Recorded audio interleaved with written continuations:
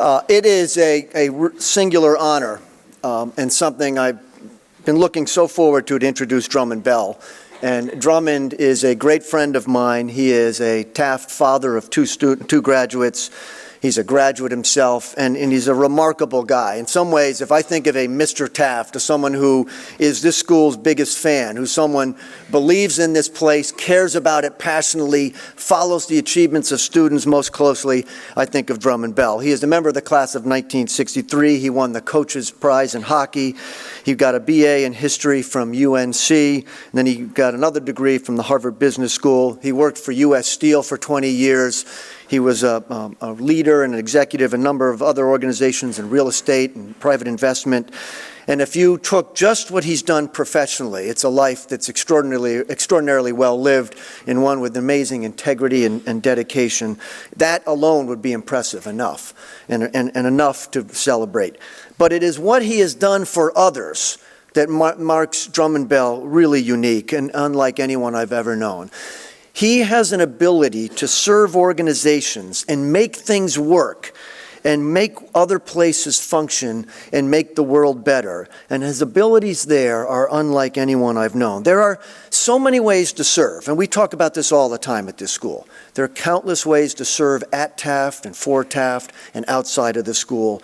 And there's so many different ways to make the world better. And he does it by giving his time and his energy and his wisdom and unfailing optimism and humor to help people and organizations meet their goals and dreams.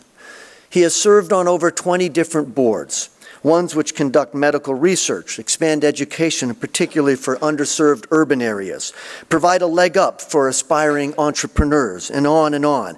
If there is a worthy cause, if there is a need, if there's an aspiration for a group, an organization, or a person, you will find him there. He makes things work and he makes places better. I think of the list and it goes on and on. He has been on the Taft Board of Trustees for many years, the Pittsburgh Cancer Institute, National Urban Squash and Education Association, ReadWorks, Clearpool. The list goes on and on. The fact that he comes to our meetings, even as I know almost every night of every week he is at some board helping an organization, amazes me. Some of you may know Malcolm Gladwell's great work called The Tipping Point, and if you don't, I really recommend it. Gladwell explores why do small, relatively contained events suddenly become social epidemics? How do things become massive movements, broad sweeping phenomena? How do they tip? How do those moments happen? And he says that what has to happen is you have a particular kind of person. He writes, the success of any kind of social epidemic is heavily dependent on the involvement of people with a particular and rare set of social gifts. And one type, he argues, he calls the connector. You cannot have a social epidemic, you cannot have a phenomenon sweep through society without a connector. And it's the person who knows many people, who makes introductions, who finds common passions, who links us together, and somehow great things happen from that. He writes, it's the person who can link us up with the world, people with a special gift for bringing the world together. And without this extraordinary person, great ideas languish. They never go anywhere. And with this person, entire movements can be born and the world can be changed. Drummond Bell is one such man. He's someone who's made the world better. He's someone who embodies the school motto. He's someone who's devoted his life to making things better and to serving. And so I'd ask that you give a warm welcome to one of my great friends, Taft graduate, father, trustee, and this year's recipient of the Horace Dutton Taft Alumni Medal Award, Mr. Drummond Bell.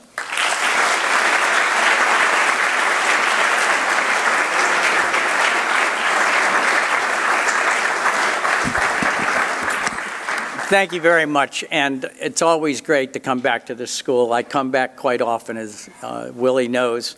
I also would like to congratulate the class committees and the monitors. It's a big responsibility, and I know that that's really helped the school immensely over the years. So congratulations again. First and foremost, and I'm going to take that wisdom out of Willie's speech, because you'll hear some things that don't tell you much about my wisdom. First and foremost, it is an honor to stand in front of all of you talented students from many cultures, countries, and diverse backgrounds. For me, I'm back at the school that I cherish and have served for over 30 years. Taft was the real beginning of my education. I had gone to 11 schools before I entered Taft back in 1958. I stood up on this stage at 4'9", weighing 69 pounds as a lower mid. And next to me stood another lower mid at 6'2". That was my baptism to Taft. The journey began. Back then, even before Mr. Mack was born, Taft was all boys. Today, we're co-ed, roughly 50-50, and that is a great thing. There were 82 in my class. We couldn't spell diversification. We had one student from Kuwait and one from Japan. Next year, 41 countries and 33 states will be represented here. What a remarkable moment. We never had to leave the main campus unless we played hockey, and all lower mids were required to wear a jacket, normally a blue blazer from Brooks Brothers, a New Boy blue and maroon striped tie.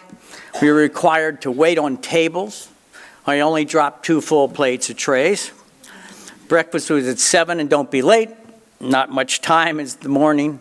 Wake up bell rang at 6:35. Clean your room, make your beds. All were most important. Needless to say, we had a strict regimen. Study hall was required for all lower mids in what is now the art room.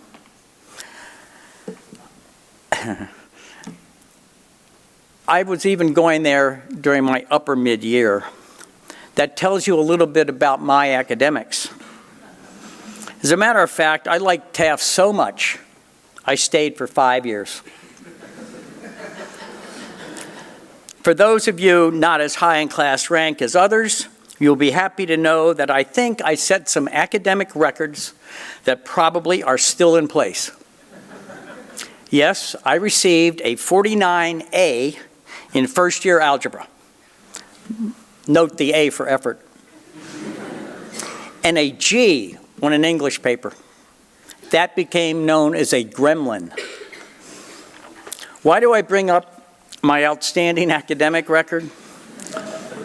Well, I made it through. I graduated. Many of you may have the same feeling. And when you receive your diploma in short order, you will be relieved and ecstatic. But you deserve the diploma. You worked hard. You contributed. You served your school. Our daughter came to Taft, as did our son and my brother. Rachel tried to copy her father's academic record. And what happened after she graduated? She and her great friend at Taft started and sold a very successful .com business, received a master's degree from Columbia's Teachers College, and later was a project manager for IBM's Women's Global Diversity Program.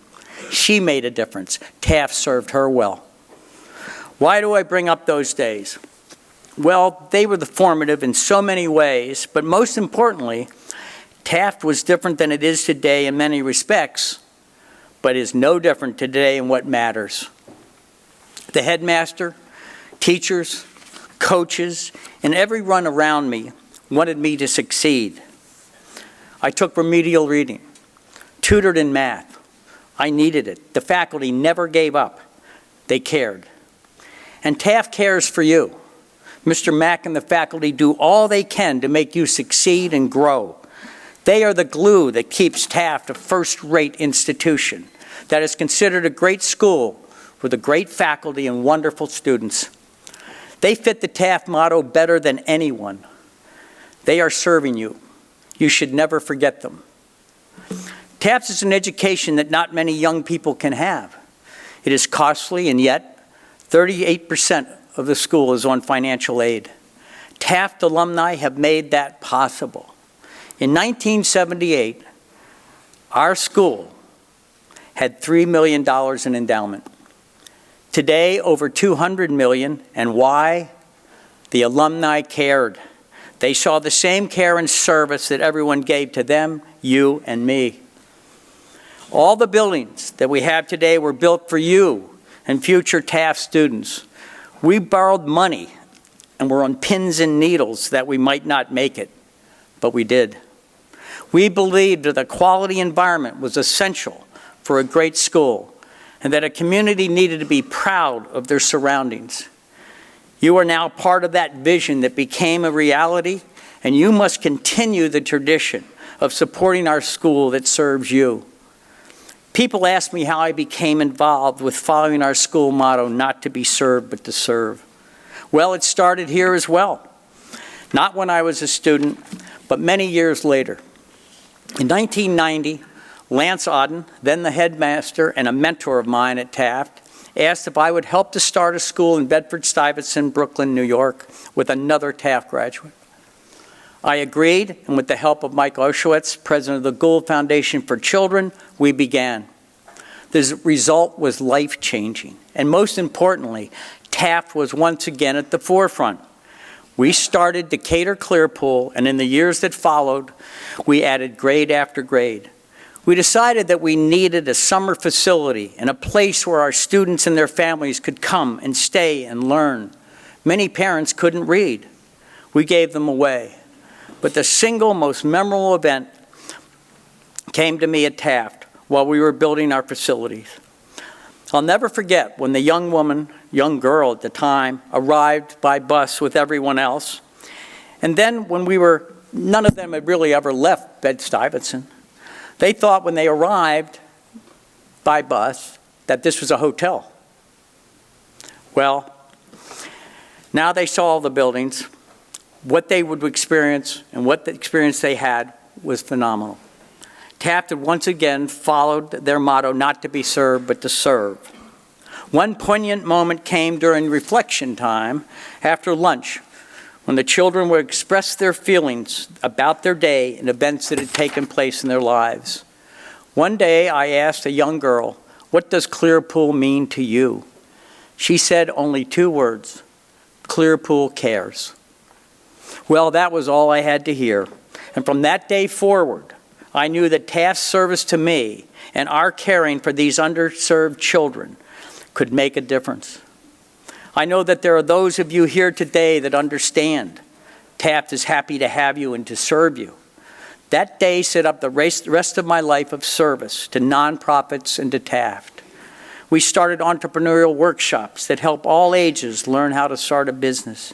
The program in Bridgeport, Connecticut has been going for 17 years with support from a foundation with Taft graduates.